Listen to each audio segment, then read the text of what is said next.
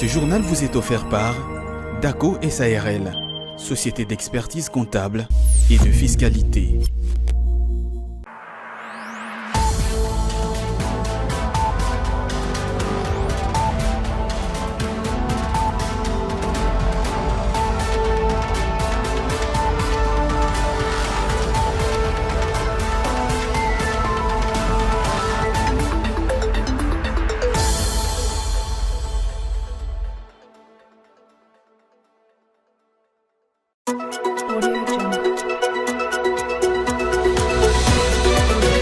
Avant d'autoriser un décaissement de fonds en faveur de CONAC, le COMESA à l'UGF pour s'enquérir de conclusions de l'audit effectué dans cette institution. Plus de précisions dans le développement de votre journal. Les activités commerciales s'exerçant autour de la journée internationale dédiée à la femme accusent un manque d'engouement. Confirmation de quelques commerçants de Pagne qui imputent cela au faible pouvoir d'achat de Congolais. Vous allez les écouter par vos propres oreilles au cours de cette édition, mesdames et messieurs. Voilà tout pour la vitrine de votre journal, les développements et de bien d'autres sous peu.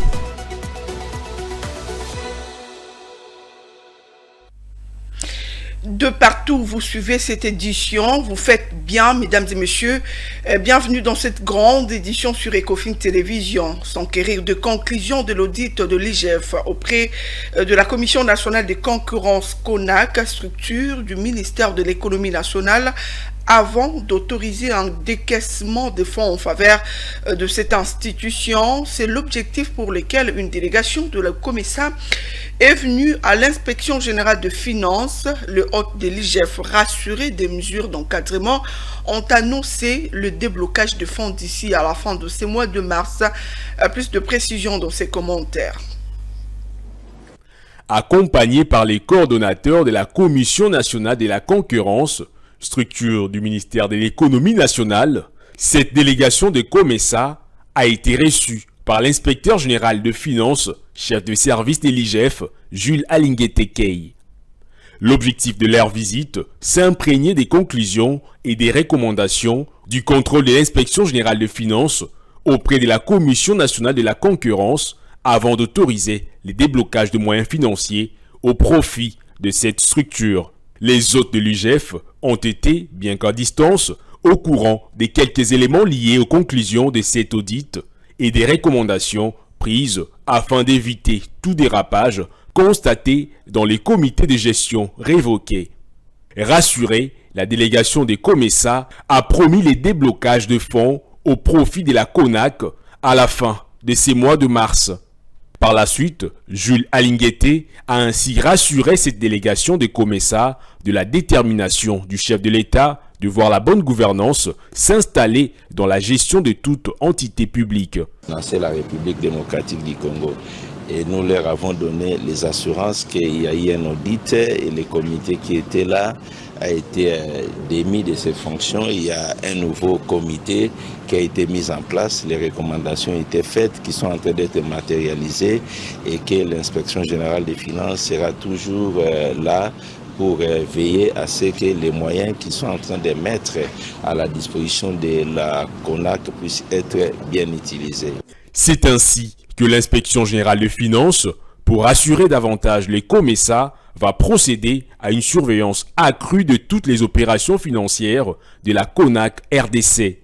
Le numéro 1 de l'IGF a promis d'envoyer une mission de la patrouille financière à la CONAC dès la semaine prochaine.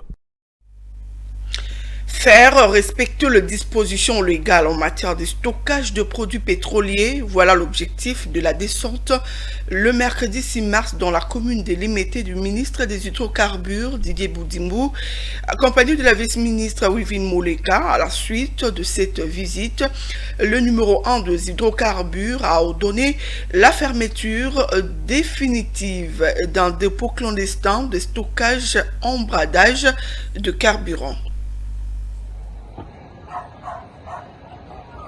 C'est une décision qui vise à garantir la sécurité des habitants et prévenir les potentiels risques d'incendie dus notamment à la mauvaise manipulation des produits pétroliers. tels que celui survenu l'année dernière au quartier des Bonhommes de la commune de Matete à Kinshasa. Saisi par les habitants du coin, la presse et quelques élus du peuple, le ministre des Hydrocarbures, Didier Boudimbu, a suspendu définitivement les activités d'un entrepôt situé sur l'avenue Forgeron de la commune d'Elimété jusqu'à sa délocalisation vers un site approprié. Certes, il y avait des autorisations qui avaient été délivrées, mais c'était pour que le travail se fasse bien. Le fait d'avoir remarqué que le travail n'était pas bien fait, donc nous sommes descendus, avant de descendre sur le terrain. Les équipes sont arrivées ici, il y a eu des mises en demeure. On leur a demandé d'arrêter ces activités pour protéger toute la population environnante, mais ça n'a pas été respecté. La première fois que ça avait été fermé, ça a été ouvert par décision du parquet, mais là ça continue, on a saisi le parquet qui nous a remis dans nos droits pour que nous puissions exercer notre travail. Et c'est ce qui est en train d'être fait. Nous leur avons accordé pour la première fois, je pense, pratiquement une semaine, il n'y a rien qui a été fait. On a dû encore accorder 48 heures, il n'y a toujours rien qui a été fait. Donc nous sommes obligés de passer à l'action pour pouvoir délocaliser tous ces fûts. Et ce que nous sommes en train de mettre en place, ce sera quelque chose de sécurisé, alors qu'il était prévu qu'il y ait même des sanctions, ou même tout ce produit devait être saisi. Mais par humanisme, on a décidé de ne pas saisir, mais juste délocaliser. Afin de faire respecter le texte régissant son secteur, le ministre Boudimbu avait déployé fin février dernier une brigade task force avec comme mission principale la suspension des activités des dépôts de carburant situés à proximité des habitations en raison du non-respect des règles environnementales en vigueur.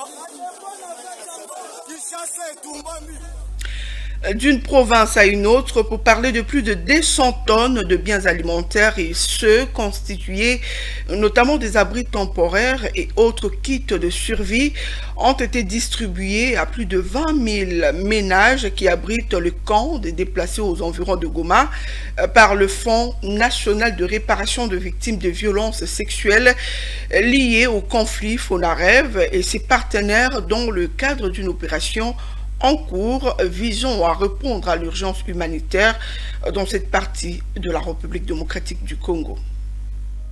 C'est une importante délégation des FONAREV et de ses partenaires, conduite par son directeur général qui s'est rendu aux différents sites abritant les camps des déplacés internes aux environs de la ville de Goma, dans le Nord Kivu, pour remettre officiellement les abris temporaires et des articles de première nécessité destinés à plus de 20 000 ménages constitués des déplacés internes ayant fui les violences. Dans le fait, plus de 210 tonnes de biens alimentaires et non alimentaires ont été mobilisées pour soutenir ces familles affectés par les atrocités de la guerre. Les représentants des différents camps ainsi que les autorités locales ont participé à la répartition et à la mise en place du mécanisme de distribution des biens dans chaque camp.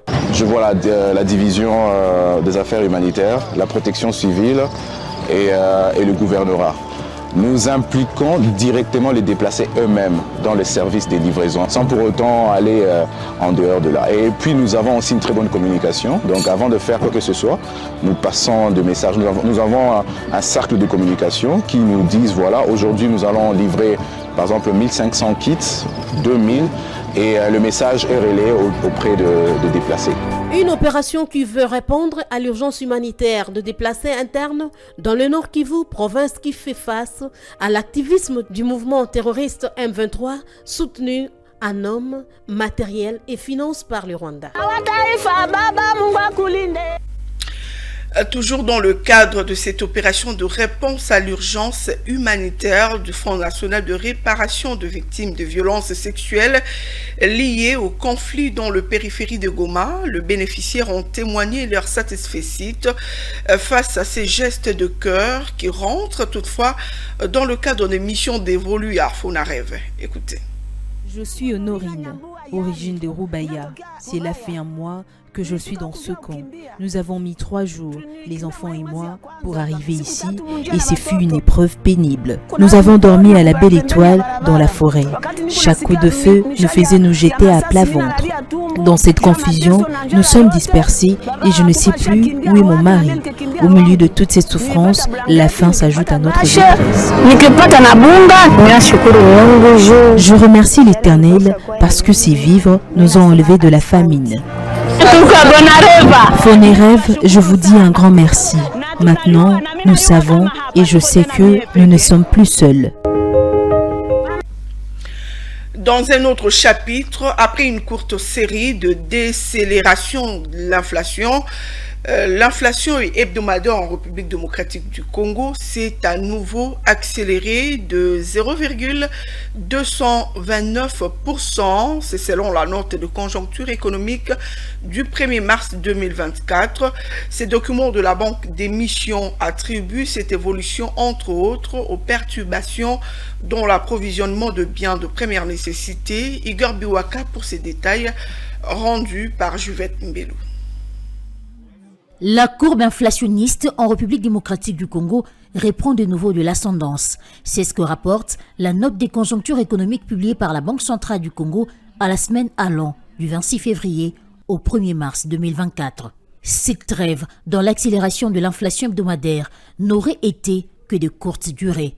Aux 2 premières semaines, avant celle sous revue, elle s'était située respectivement à 0,334 et 0,177%, revenant d'une embellie de 0,39%, à cause notamment du comportement instable observé dans le marché d'échange et des perturbations dans l'approvisionnement des biens de première nécessité. Au 1er mars, l'inflation s'est établie à 0,229%. Cette situation se matérialise d'une part par la succession de la dépréciation de la monnaie nationale. Selon la note de la Banque d'émission, la dépréciation de la monnaie nationale s'est observée à l'indicatif comme au parallèle. Une perte des valeurs de francs congolais établie dans ces deux segments d'échange, respectivement à 0,51% et 0,4%. D'autre part, l'envolée des prix des denrées alimentaires continue à inquiéter tant les vendeurs que les consommateurs. En rythme mensuel, le taux d'inflation affiche ainsi une légère décélération de 1,333% contre 1,376% en janvier dernier, soit un ralentissement de 0,43 points. Tandis qu'en cumul et en glissement annuel, le taux est ressorti respectivement à 2,728% et 21,697%. Pour rappel, la cible d'inflation annuelle demeure à 11,6% à fin décembre 2024. On va cette fois-ci parler des agents du ministère de Postes, Télécommunications et Nouvelles Technologies de l'Information et de la Communication Pétentique qui était en sit-in dans la matinée de ce jeudi 7 mars devant l'hôtel du gouvernement central pour réclamer le décaissement de plus de 10 milliards de francs congolais, une enveloppe qui devra couvrir le paiement de la prime dite permanente. Rameaux et banderoles en main, ces agents du ministère de Postes, Télécommunications et Nouvelles Technologies de l'Information et de la Communication se sont rassemblés devant ces bâtiments de l'hôtel du gouvernement. Ils sont venus faire pression dans le but d'obtenir les décaissements de 10 milliards de francs congolais destinés au paiement de la prime permanente. À les en croire, cette demande de décaissement a été introduite depuis 2022 au ministère du Budget. Cependant, aucune suite favorable ne leur est réservée jusqu'à ces jours, de quoi susciter leur indignation. Le ministère de Pétentique est le premier service générateur de recettes administratives de la RDC. Et nous sommes bénéficiaires d'un barème de primes spécifiques qui avait déjà été approuvé depuis 2022. Donc le ministre d'État, le ministre du Budget, refuse de signer cela et de le mettre en application. Aujourd'hui, nous sommes là pour réclamer l'application du dit barème. Chaque année, nous étant un service générateur de recettes, il nous a été assigné pour cette année 2024. Nous, le Pétentique, nous devons contribuer au trésor public plus de 360 milliards de francs congolais. Alors nous demandons juste une petite motivation de 12 milliards de francs congolais qui constitue juste 3,3% de ce que nous allons mobiliser nous-mêmes dans le compte du trésor public. Et le ministre d'État refuse de signer cela, alors que ça a déjà été approuvé depuis 2022. Ils ont été rassurés de la mise en place d'une commission ad hoc d'ici la semaine prochaine pour tabler profondément sur la question.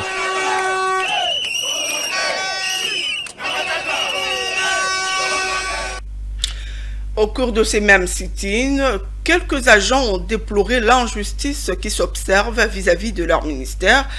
Pourtant, l'un de ceux qui contribuent sérieusement en termes de recettes publiques, un paradoxe qui se manifeste ainsi par les conditions de travail déplorables. On les écoute dans cet extrait. Mais on a senti qu'il y a l'injustice sociale que l'État vient de prôner à peine. L'injustice sociale, les autres sont motivés. Des 1 million, 2 millions, ainsi de suite, nous voyons en live, mais nous, des petits grands mobilisateurs de recettes, on nous donne des assignations élevées. Nous réalisons, mais pour nous motiver, on ne donne rien. Donc il n'y a que des 100 000 francs, des 80, pas même 40 $. Pas même 40 $ américains. Quand on calcule, on voit les transports 3 000 fois par-ci par-là, donc ça ne concorde même pas pour l'argent des transports. La prime là, n'est-ce pas, évalue à 2 milliards où les agents sont seulement payés à des poids de mesures. Alors maintenant, il fallait augmenter parce que chaque année, nous avons des lignes budgétaires. Chaque année, nous avons un budget annuel. Donc le gouvernement nous donne l'obligation, n'est-ce pas, de mobiliser les recettes plus de 3,5 milliards. Donc chaque année. Alors, nous sommes là pour mobiliser les recettes à ce que l'État ait la politique du moyen. Alors, nous sommes là pour les recettes. Malheureusement, nous sommes des vaches à lait. Les recettes sont mobilisées chaque année.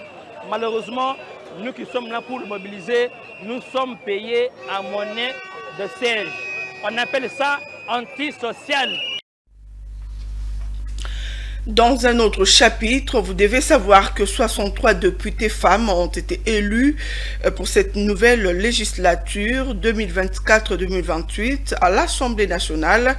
L'information tirée des enquêtes publiées ce jeudi 7 mars par Talatala, une structure du groupe d'études sur le Congo en centre de réflexion attaché à l'Université de New York. C'est à l'occasion de la Journée internationale aux droits de femmes. Selon le rapport de cette étude, ces chiffres traduisent une régression de la présence de femmes congolaises dans l'hémicycle comparé à la précédente législature.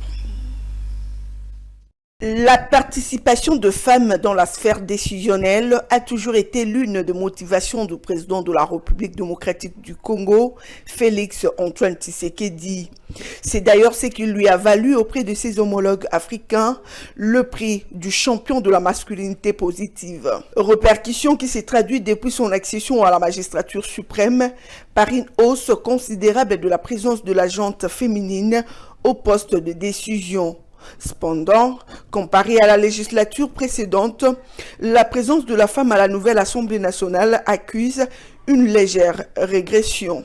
Se référant aux enquêtes de Talatala, 63 députés nationales femmes ont été provisoirement proclamées élues par la Commission électorale nationale indépendante en attendant les résultats définitifs de la Cour constitutionnelle. C'est là contre 68 députés femmes ayant siégé à la précédente législature à l'hémicycle. D'après les enquêtes de cette structure du groupe d'études sur le Congo, ces 63 députés nationales femmes ont été élus dans 47 circonscriptions réparties dans 21 provinces sur le 26 que compte la République démocratique du Congo. Avec ces 4 circonscriptions pour les législatives, la ville de Kinshasa, capitale de la RDC, occupe la première place de province et ont fait élire plus de députés femmes. La capitale congolaise compte en effet 14 élus à l'Assemblée nationale. Elle est suivie par les Haut-Katanga avec 7 députés femmes et de provinces du Olomami et Lualaba avec chacune 4 élus. Selon les résultats publiés par la CENI, la députée Janine Kavira de la circonscription de la ville de Butembo, dans la province du Nord Kivu, est l'élue nationale femme qui a obtenu le plus de voix. Elle est suivie par Fifi Masuka, députée de la ville de Kolwezi. Rappelons que la présence de la gente féminine comparée à celle des élus nationaux hommes dans l'hémicycle est largement inférieure.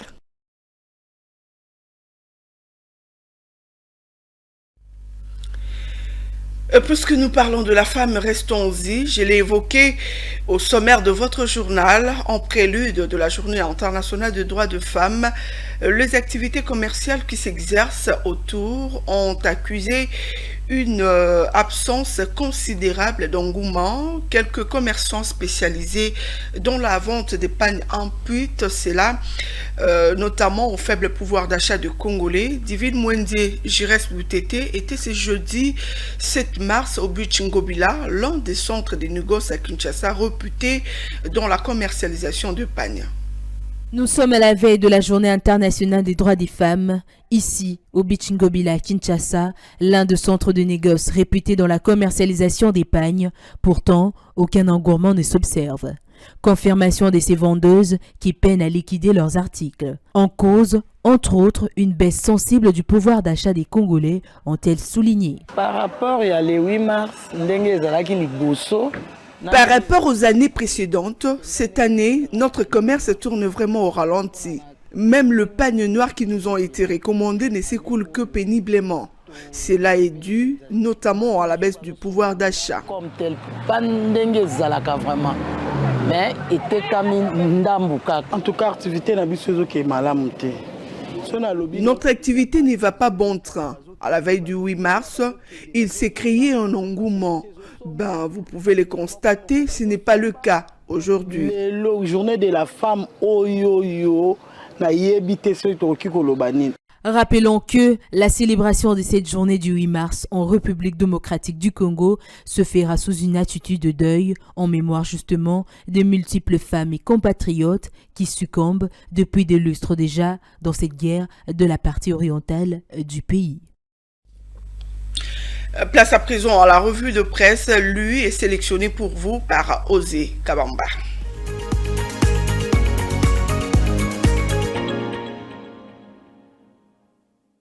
Mesdames, Messieurs, bonsoir et bienvenue dans cette revue de presse économique. Débutons cette revue avec les journaux La Percée qui rapporte, dans sa 3e page, UGF à l'œuvre, Jussé Mavambou au parquet. Les confrères renseignent que le parquet de Matadi a reçu de l'inspection générale de Matadi un dossier concernant Jean-Claude Mavambou, les directeurs de l'OEBK, l'organisation pour équipement de Banana Kinshasa. Les procureurs généraux près cette haute cour des justices de Matadi, le chef-lieu de la province du Congo central, est donc en possession du dossier. Les soupçons d'actes de détournement pèsent sur Jean-Claude Mavambou, attendu à cette juridiction. En croire La Percée, Jean-Claude Mavambou et tout son comité de gestion devront être entendus sur 11 chefs d'inculpation mis à charge du comité de gestion de l'OEBK. L'UGF appuie son accusation contre le comité Mavambou par des griefs tels que le non-respect des normes de gestion, les dysfonctionnements des organes statutaires, des faiblesses des dispositifs de contrôle interne, l'absence d'une comptabilité fiable, la non-justification des montants totaux de 1 176 469 897 francs congolais et 34 177 dollars américains, la mauvaise gestion des ressources humaines, la fragilisation du bon fonctionnement de la délégation syndicale, le non-respect des obligations fiscales et sociales, la mauvaise gestion des espaces et villas OEBK mis en location au profit des tiers, le non-respect des procédures de passation de marchés publics, la non-observation de la plupart des recommandations de la mission de contrôle précédente de l'IGF. Reste au parquet général près la cour d'appel de Matadi de se mettre sur ces dossiers qui semblent bien fumeux et qui devraient être éclaircis en attendant d'éventuelles sanctions renchérit les billets hebdomadaires d'information générale. Une délégation du COMESA à l'IGF pour s'enquérir des conclusions de l'audit de la CONAC rapporte La Percée dans sa 6e page. Une délégation des COMESA accompagnait les coordonnateurs de la Commission nationale de la concurrence du ministère de l'économie nationale, CONAC, a été reçue par le chef de service de l'IGF, Jules Alingueté. La délégation des COMESA voulait s'imprégner des conclusions et des recommandations du contrôle de l'IGF auprès de la Commission nationale de la concurrence avant d'autoriser les déblocages de moyens financiers au profit de cette structure du ministère de l'économie nationale. Dans son article, les tabloïds martèlent que les hôtes de l'IGF ont été mis au courant des conclusions de la mission de l'inspection générale des finances et les mesures d'encadrement prises pour que les dérapages constatés avec les comités de gestion révoqués ne se reproduisent plus. Ces conclusions ont révélé en ces temps plusieurs cas de mégestion ayant conduit à la désignation des nouveaux acteurs à la tête de ces services de l'État renchérit les tri hebdomadaires. Puisque les décaissements se font trimestriellement, l'IGF promet d'envoyer une mission de surveillance de tous ces fonds auprès de la CONAC en vue de se rassurer de l'application effective des recommandations reçues et du respect des instruments de gestion et de la bonne gouvernance tels que les budgets, les manuels de procédure en matière administrative et de finances qui étaient inexistants avec l'ancienne équipe dirigeante de la CONAC. Durant les échanges, l'inspecteur général chef des services, Julia Linguete, a mentionné la détermination du chef de l'État à mettre fin à toute forme de mauvaises pratiques dans la gestion publique, conclut le confrère du journal La Percée. C'est la fin de cette revue de presse. Merci de nous avoir suivis.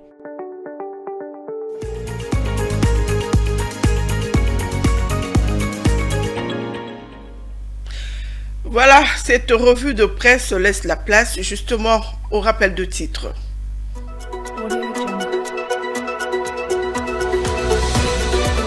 Avant d'autoriser un décaissement de fonds en faveur de CONAC, les commissaires à l'IGF pour s'enquérir de conclusions de l'audit effectué dans cette institution. Plus de précisions, vous l'avez eu dans les développements de cette édition. Nous avons également parlé des activités commerciales s'exerçant autour de la Journée internationale dédiée à la femme qui accuse un manque d'engouement. Vous avez suivi la confirmation de quelques commerçants de Pagne qui imputent cela au faible pouvoir d'achat de Congolais.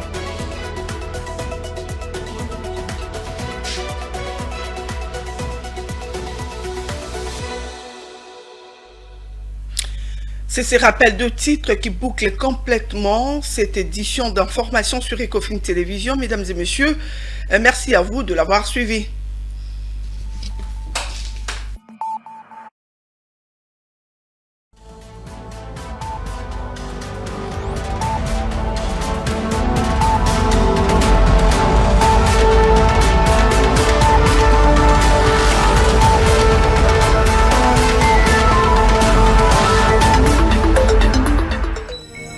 Ce journal vous a été offert par DACO SARL, société d'expertise comptable et de fiscalité.